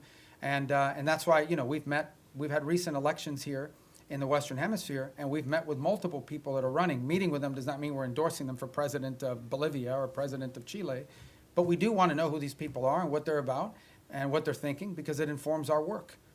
And by the way, so, we do that from the embassy as well. We get a lot of the cables I have is a meeting they met with someone who's going to run for president in 2 years. That doesn't mean we're endorsing the person, but we should probably know a little bit about them in case they win. And even if they don't win, if their party has votes in the parliament or votes in their legislative branch, that's an important factor to consider. Yes. Thank you. Some key European and regional allies say they're limiting intelligence sharing with the United States because they're worried that the boat strikes violate international law and they don't want to be involved. Doesn't that strain these relations with key partners that you say you need in order to do these broader security efforts in the region? No. No, it doesn't. I mean, ultimately, at the end of the day, I'm not going to comment on intelligence matters. Look, every day I read stuff that's just not true. Every day. I'm not telling you guys are being, but you guys are being lied to sometimes. Like, sources will come to you and tell you things. Just because they have a government email doesn't mean that they know what they're saying. Maybe they just want to sound important. Maybe they have other incentives. I'm not opining about your question in particular. I'm just writ large, but I'm not going to talk about intelligence matters. Suffice it to say that the United States, every boat strike we've conducted, okay? This is not people seeing a boat and say, okay, let the drummer get wicked and blow him up. We're not talking about that stuff. We are presenting every single one of these is justified. We know who's on those boats. We've been tracking them from the very beginning. We know everything about them, okay? There are boat strikes we don't take because they don't meet the criteria, the legal criteria.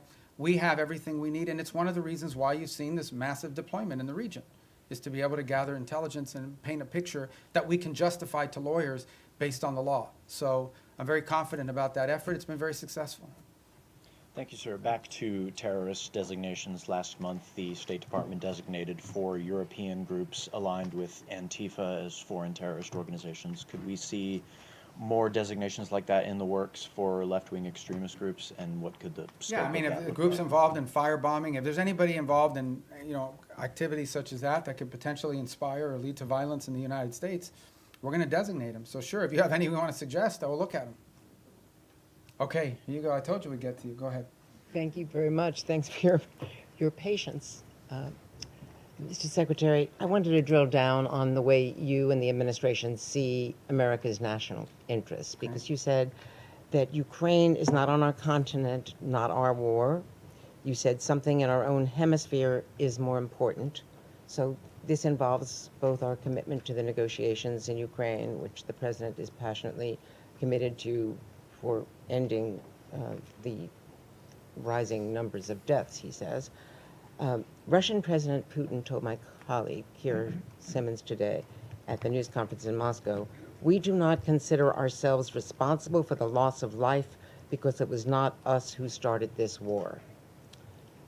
Does the administration, does the President, you, the administration, believe that Putin was not the aggressor here? And if so, how can you reach an agreement between two parties when the aggressor will not acknowledge that he invaded a sovereign country? If I just may follow. So how do you reach any kind of compromise or ceasefire when Vladimir Putin repeatedly says, and you say that may not be what he really believes, but he has never said that he would make concessions publicly. And he's never said that he invaded Ukraine. He's always said that that is Russian territory. So why is that not in our national interest? When also in our hemisphere, if it's impossible to eliminate the threat of narco-terrorism as you describe it, with Maduro in charge, you've described the extent beyond narco-terrorism and drug trafficking of his threat. You've described it today as a threat to the region. Doesn't that mean there will have to be regime change? And is it in America's national interest to get involved in regime change in our hemisphere, given what's happened before? And why is Maduro this overriding, I mean, he is an overriding threat by all acknowledgement, but why is the former president of Honduras not a regional threat, who was personally involved in hundreds of tons? So let me take the second one for the first one. On the president of Honduras, I'm not involved in the pardon process, which is what that was. He's no longer in office.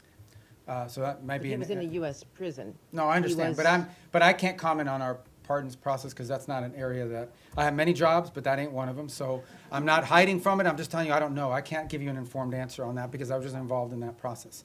As far as the question of Maduro and his impediment, look, I've just made the observation that it's hard to make a deal with someone. Everybody says, everybody says we should go to negotiation. All I'm observing, maybe, I'm just saying, all I'm observing is he's never kept any of the deals he's made in the past, which makes it difficult to consider making one in the future. Beyond that, I'm not going to speculate about what might or may not happen. Ultimately, I can tell you what our goals are and what our interests are, and that's how we've defined them. Well, in Now, 2019, didn't he get bailed out by Cuban military, Cuban intelligence, outside forces? And so ultimately, with this blockade, is this partly, yes, Maduro, but No, this- partly this- to get at no. Cuba and Iran and the No, this- recipients of his, No, of his this sanctioned oil? this action on the boats, these are sanctioned, but these are enforcement actions. That's what they are. They are existing sanctions, and therefore 80% of their oil is shipped through ghost fleets. Okay, so we understand what we're talking about here. We are talking about boats that are basically privateers, okay, that are flying under false flags, that turn off the transponders, that spoof their true location. They are hired to evade sanctions. We are simply enforcing sanctions. Every one of these has a court order attached to it. We go to a judge, the judge issues the warrant, we're executing. These are enforcement actions. That the fact that they happen to impact a terrorist regime, is a good thing, but they are enforcement actions, and we are conducting enforcement actions.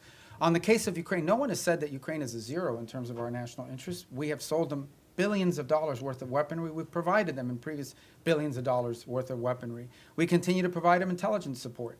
And we have sanctioned. The president has sanctioned the Russian Federation. He issued oil sanctions. All the oil sanctions everybody wanted him to do, he did them. He did them a month and a half ago. All I'm saying, now you point to all the stuff about, does Putin say this? Does Putin? That's why this issue set is difficult. I'm not claiming anything other than the fact that we understand it's difficult. We understand that you're not going to have a deal unless both sides have to give and both sides have to get. Both sides will have to make concessions if you're going to have a deal. You may not have a deal. We may not have a deal. It's unfortunate. The U.S. should walk away from that if it Well, is that's not a prime region interest because it's not in our continent. That's as not you my said decision today. to make. Ultimately, the president will make a determination if and when he feels like further U.S. engagement is no longer productive or serves the national interest. That's a decision the president have to make. I can't speculate about that.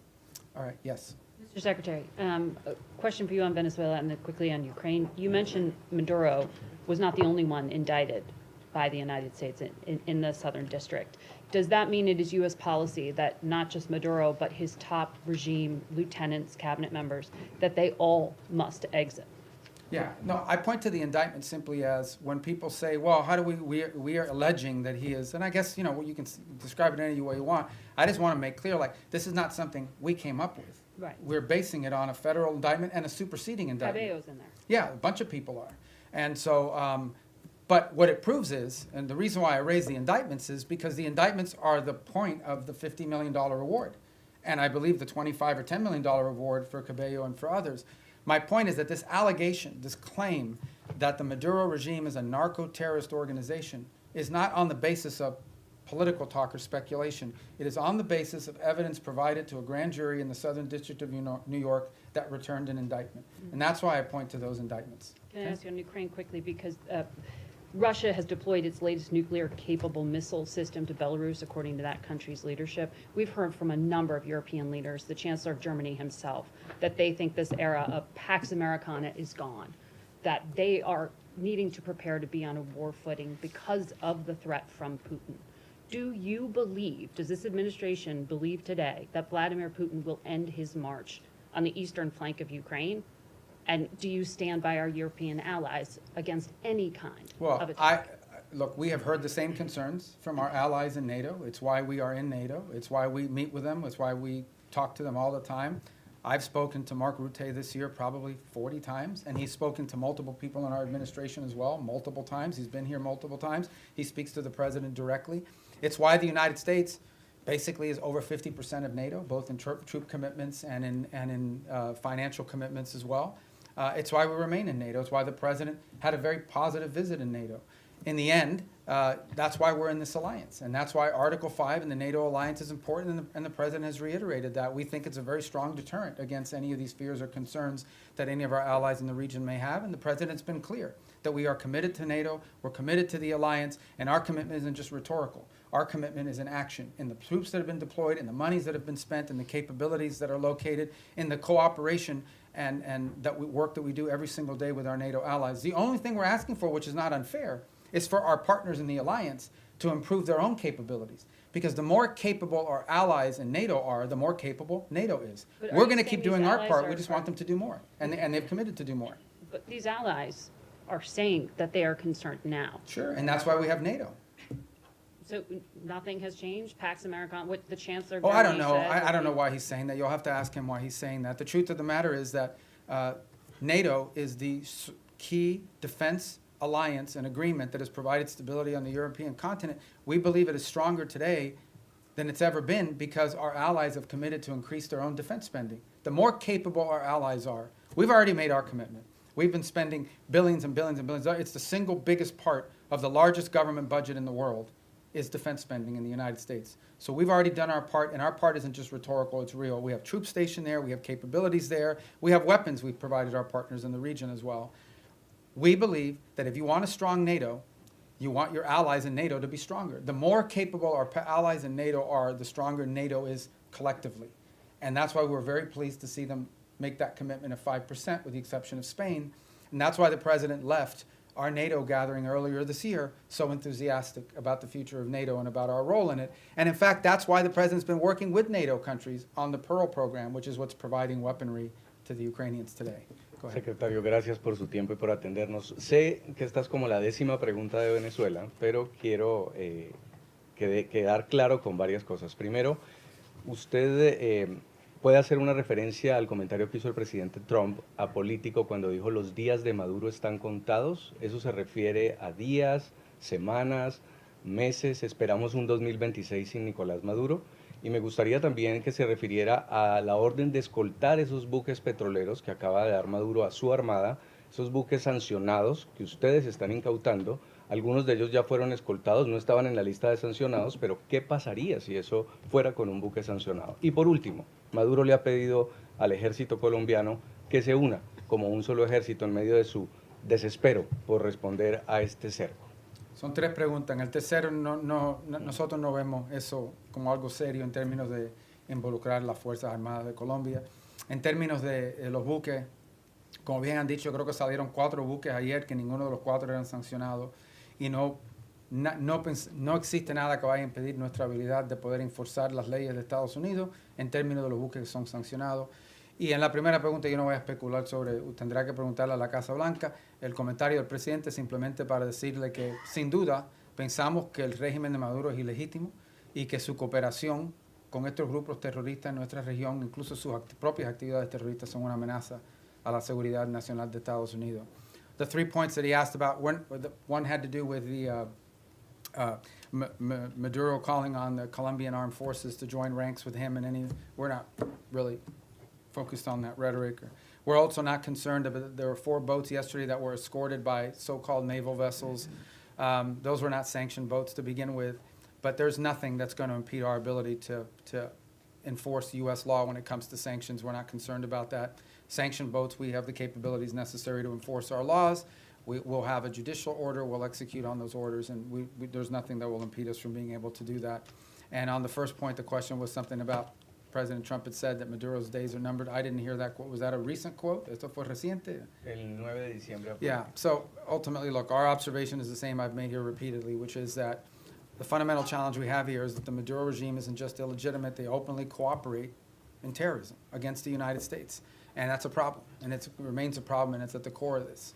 Habló con María Corina Machado, ¿tiene pensado recibirla en Washington? No está nada programado, yo creo que ella todavía está en Oslo. Pero obviamente yo he hablado con ella mucho en el pasado. Go ahead. Are you going to tell us in English? He asked about Maria Corina Machado. I believe she's still in Norway. I'm sure there'll be a meet. She'll come to the U.S. at some point, and I've obviously spoken to her many, many times over the years. Thank you, sir, for taking so much time with us today. How many visas has the State Department revoked under your leadership so far in the last year, and how many of those are student visas? I forgot the exact number or the breakdown of them. It's over 60 or 70,000 for different variety of reasons. Some are students, some are people that were not in the country, but we denied them re-entry. I can get you the exact numbers. I don't want to be misquoted because that's a rolling number, an average number. But look, this is not a punitive thing we're going out to try to make examples of it. Our visa system, okay, who you allow to visit your country should reflect the national interest. We said that from the very beginning. It was one of the directives that we got from the president. It's one of the things he ran on. And so our visa process basically is, there are some times we'll deny people visas because of activities they've undertaken overseas. Other times it's people that have visas but are in the United States doing things that run counter to our national interest. And the law gives us the right, and in fact, I would argue the obligation to remove people like that from our country. And we're going to continue to do it. I mean, it's as simple as that. I mean, sometimes somebody comes in and says, oh, I want to come in as a student. They're here as a student, and then once they're here, they're involved in nefarious activity. We're going to remove them from the country. But maybe they're here as a researcher. Maybe they're here as I don't want to say journalists because you guys will get upset, but it could be anything. These are visitors to the country. A visa is a visitor. It's not a right. By the way, we deny visas every day all over the world. People will go to an embassy, they'll sit for an interview, and the consular officer will deny them a visa because of something that came up in their record, because of something that came up in their interview, whatever it may be. So if you have the power to deny someone a visa before they get one, you most certainly have the power to revoke it once they get one and then do something they shouldn't be doing. So there's a variety of reasons why visas are denied, but all of them are because it implicates our national interest or national security in some way. You began the briefing by talking about your confirmation hearing, and one of the core commitments or goals you set for yourself in that hearing was to rid the State Department of anti-Semitism and what the president calls DEI ideology. When you look back at the last year, have you done that, sir? Have we done what? I'm sorry. Rid the State Department of anti-Semitism and DEI ideology. Well, look, I think there were actions that were being taken that we're very concerned about in terms of statements that were made from some missions around the world or actions that were taken. Ultimately, what the president asked for is a government based on merit, where people were being promoted up because of merit, irrespective of their background, their ethnicity, the color of their skin, the first language they spoke, where they were born. We want to promote people on the basis of merit. We have redone the whole process by which we do promotions in the career foreign service. We've redone it in a way that prioritizes the right things. There were people not being promoted in the State Department because even though they were exemplar foreign officers, their DEI score under the previous administration was too low. There were people that were because they weren't committed enough to the DEI cause. So we have very talented people that did not get promoted in the State Department because they did a great job, but they had a low DEI score. We got rid of that. That's not going to exist anymore. We are going to judge people on how good they are at the job that they do. And by the way, we're also opening to promoting people, not just based on seniority. We have some very talented, and I say junior officers, like 10 years, 15 years is considered junior around here. They're very talented. If we don't promote some of these people, we're going to lose them. Because there's a lot of money to be made in the private sector, and the people want to pursue in life. If people don't see upward mobility where they work, if they don't see the opportunity that by working hard and being successful, I'm going to be able to get ahead, they think they're reading roadblocks, they may leave and go work for another agency or outside of government. So we want to promote good people on the basis of merit. And I do think we have made changes. In fact, I just today approved a list of foreign service promotions for the president to submit to Congress, and it's on that new basis. So I'm really happy with that program. And look, we'll tinker with it, we'll improve it as time goes on, but we thought it was critically important that people be promoted on the basis of merit and skill, and not on all these other things, and certainly not on a DEI score. Thank you. Thank you, Mr. Secretary. Given that the Brown University and MIT shooter entered the U.S. with a diversity visa and Secretary Noem has since paused the program, is the State Department looking into considering pursuing permanent changes to the green card system, like changes to eligibility rules? Well, I haven't had a chance to talk to her. I know they suspended that program because they want this. And the reason why you suspend this program is not because you argue everybody who came in under that visa is a bad person and is going to shoot a place up. It's because you want to determine whether there's something in the vetting of that program that's insufficient. Is there a systemic problem in how those decisions are made that needs to be addressed? So I think it's wise to suspend a program until you understand whether there's a deficiency in the program. So you just had a guy that came in through a certain route. You suspend the program to figure out whether something that came up in the interview process should have been a red flag but wasn't identified, so you can fix that before you restart the program. So I would imagine that's the process we're going to go through as well. Okay. Yes, sir. Thanks, Mr. Secretary. Thanks for all your time here today. An issue I believe is close to your heart, Cuba. Is it the policy of the United States to seek regime change in Havana? And should we see the developments that are going on right now with Venezuela, the U.S. policies, as part of an effort to bring down the communist government? Yeah, and if I may briefly, do you stand by your statement earlier this year that nobody has died from U.S. aid cuts? On your first point, I think it's not just the policy of this administration. I think every administration would love to see a different type of situation in Cuba. Cuba's a disaster. It's a disaster. It's not just because they're Marxists and because they're terrorists. They're incompetent. These are incompetent people, and they've destroyed that country. On the second point, I'm very proud of the changes we've made in foreign aid. Just yesterday, the day before, we are, I think before the end of this year, going to enter into over 50 compacts, health compacts with different countries around the world. Understand the way this used to work. We used to go to a country and say, we're going to give you a bunch of money for your healthcare programs. And then we would go out and hire some NGO in Northern Virginia or whatever. They would take their 60% cut off the top for administrative aid. They would take another 20%. Before you knew it, just a portion of that money was even reaching these countries. In many cases, many of those countries, it is true. I heard somebody whisper that's not true. It is true. In many of these countries, the governments didn't even know how much money was being spent. We are now entering into government-to-government compacts with these governments. And the compacts are the following. Not only are they provided assistance, but they are being provided a plan to build up their own self-sustainment and their own abilities internally. So that in the long term, these countries need less aid because they can now do it for themselves. Some countries may take 5 years, some countries may take longer, but we're very proud of that, and the countries are very excited about that. I'm also very excited about humanitarian aid. It's interesting, nobody, you guys didn't pay a lot of attention to this, but this happened. In Jamaica, got hit by this hurricane. And everybody, I saw some articles, this is going to be a disaster, the U.S. humanitarian response is not going to be good. It was excellent. Perhaps one of the best humanitarian responses in recent memory in terms of what we were able to bring very quickly to bear in assistance to them, led by our embassy, but also led by the region. And by the way, it was also very helpful that we had a lot of military assets in the region that were able to assist in that as well. We recently had an event in Sri Lanka. Again, we were able to very quickly provide assistance, the assistance they needed. So we're it's still a work in progress. We're still building this out. But I think in the big picture and in the long term, when people look back at this, they're going to say that we redid foreign aid in a way that actually delivered aid more effectively and in a way that furthered our national interests, both. And a lot of it driven from the embassy level. The amount of control and power and influence that our ambassadors and our embassies will now have to help shape how foreign aid looks like in those individual countries is much greater today than it was when you had USAID sitting alongside them almost as an independent branch that oftentimes took actions completely divorced, completely separated from our broader foreign policy. Yes, sir. Thank you, Mr. Secretary. First, I want to ask a clarifying question regarding Venezuela. You mentioned you've spoken with the opposition leader repeatedly over the years. When was the last time you spoke with her? I don't recall. I mean, she was not in a place where talking was very easy. She was in hiding in Venezuela. Do you think there's a possibility we could be seeing a White House summit with her in any sort of future? I don't know. I mean, maybe. I don't know. I mean, nothing's been planned. And then shifting gears a little bit, the State Department mentioned earlier this year some free speech concerns, particularly in Europe. What are some goals you have in regards to that in 2026? Any countries or certain efforts that you have? Well, I mean, broadly, we're concerned about any place, first and foremost, where American free speech could be implicated, right? Are we going to live in a world where some American puts up a social media post and then gets to some airport somewhere and is arrested? We're also concerned about the impact that some of their policies are having on our social media platforms. As you recently saw, X is facing this massive multi-million-dollar fine that they're going to have to pay, I guess, if they want to continue to operate. But I think more importantly, I think it touches on the broader question that was asked a little bit earlier. We all talk about how these alliances, in many cases our alliances with our European partners, are built on our common principles, our common values, as much as anything else. These aren't just a geopolitical arrangement. It is an alliance with like-minded countries with whom we share values and principles. And one of those values and principles, we hope, is freedom and the freedom of expression.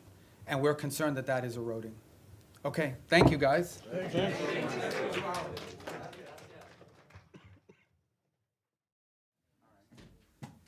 Well, thank you guys for coming today to cover us and to do this event. I wanted to start, I'm going to be very brief because I just want to get to as many questions as I can. I can do English, I'll answer Spanish if you ask Spanish.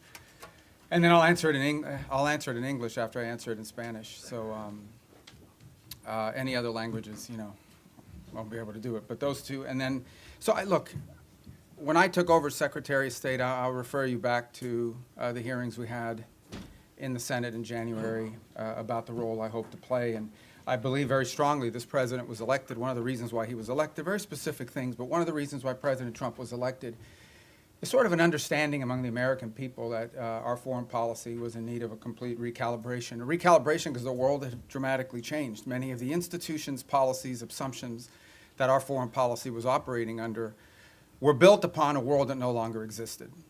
and it required us to re-examine that. One of the assumptions that I think we had lost during this period of time, and I don't mean to make this an academic lecture, but I wanted to give you some insight into the broader thinking, as I highlighted at that hearing less than a year, almost a year ago now, is one of the assumptions was the loss of the notion of the national interest in our foreign policy. At the core of foreign policy needs to be the national interest of the United States. Now, that doesn't mean that there aren't issues and things we care about in the world, but at its core, the core principle of the national interest, the core principle behind our foreign policy needs to be our national interest. So you have to, first of all, define what is the national interest, and then you have to apply it. We defined it as we are in favor of foreign policies that make America safer or stronger or more prosperous, hopefully all three, but at least one of those three. And then it requires you to prioritize. Even the richest, most powerful and influential country on earth has limited resources, has limited time. And it has to be able to dedicate those resources and time through a process of prioritization. That includes geographic prioritization. It also includes issue prioritization. And that's what we intend to do here. Then you have to have the mechanisms of foreign policy to deliver on it. In essence, you have to have a Department of State and a National Security Council and all the elements of U.S. foreign policy influence and power to deliver, to identify and then deliver on those priorities. And that's what we've attempted to do here, and I think we're well on our way to doing it. There's more work to be done. There's things we will improve upon. But generally speaking, it was the genesis behind the reorganization of the department, oftentimes applying reforms that secretaries of states of both parties, appointed by presidents of both parties, have long sought to do. And we're very proud of that going into effect and continuing to work forward. I think we generally avoided, massive disruptions to our operation, although any transition involves some disruption. But we're very happy with the way we empowered our regional bureaus, meaning our embassies and the folks at the desks here behind the regions have become more empowered and having influence over every element of our foreign policy, particularly how it's applied tactically. At the same time, one of the things we looked at is foreign aid. Foreign aid is not a separate activity of the United States government. It is an element and a tool of our foreign policy, and it should be used for the purpose of furthering the national interest. That doesn't mean we don't care about human rights. That doesn't mean we don't care about starvation. That doesn't mean we don't care about hunger. That doesn't mean we don't care about humanitarian need. What it does mean, however, is that even foreign aid, which is not charity, it is an act of the U.S. taxpayer. Now, American charities are free to give their money to whoever they want, as long as it's not a sanctioned entity. But the United States and the taxpayer money should be spent in furtherance of our foreign policy, should be spent in places and on things that further our foreign policy. And even that is not unlimited. We have a limited amount of money that we can dedicate to foreign aid and humanitarian assistance, and that has to be applied in a way that furthers our national interests. And that's what we have sought to do as well. And in that endeavor as well, we have empowered the regional bureaus and our embassies to play a dramatic role. In fact, they are not just the implementers of this. They, in many cases, are the ones that are suggesting and are leading the response.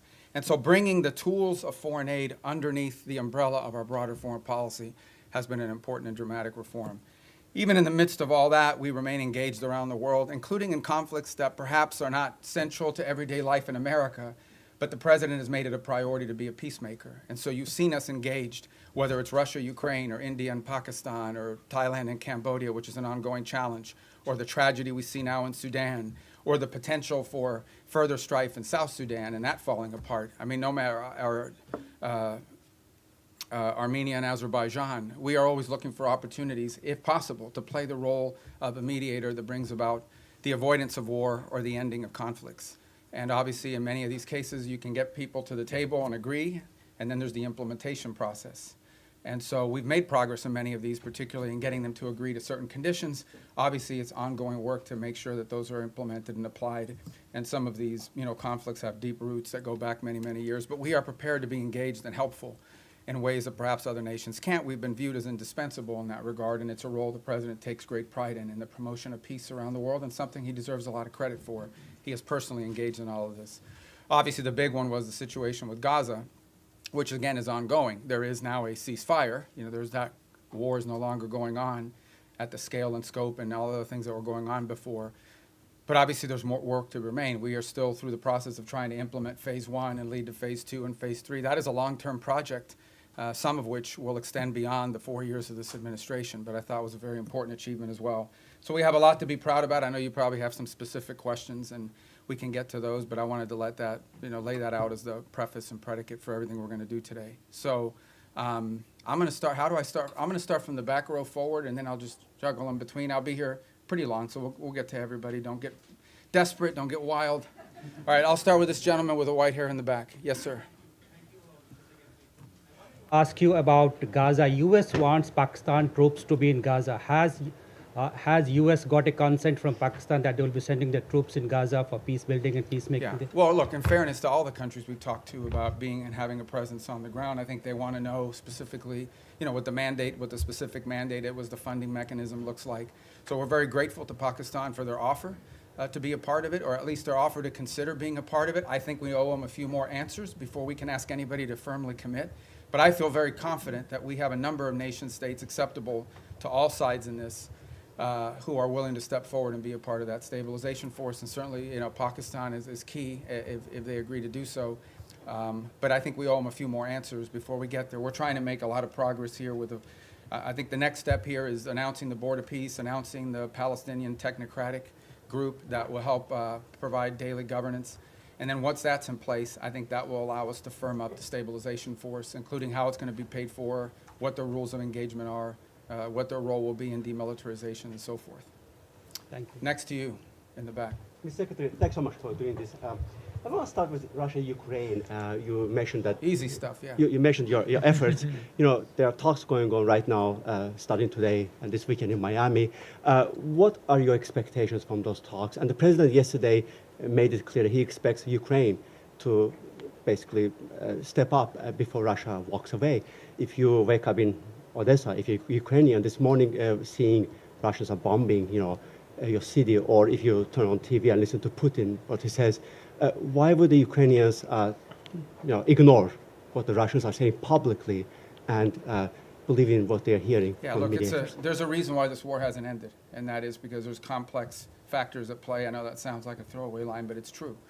What we have tried to do in this entire process, and let's be clear about this. I mean, the United States is engaged in this. The president says this, and I'll translate what I think he's trying to say to you in all of this, and I think he's been pretty clear about it, is it's not our war. It's a war in another continent. We have equities, we have engagement in this war, but it's not our war per se. But we have been told by everybody, I think everybody would agree, that there's only one nation on earth, there's only one entity on earth that can actually talk to both sides and figure out whether there's a way to end this war peacefully. And that's the United States. And we've invested a lot of time, a lot of energy at the highest levels of our government. I believe, President Trump has had more meetings with foreign leaders and others on the war in Ukraine than on any other subject, including trade.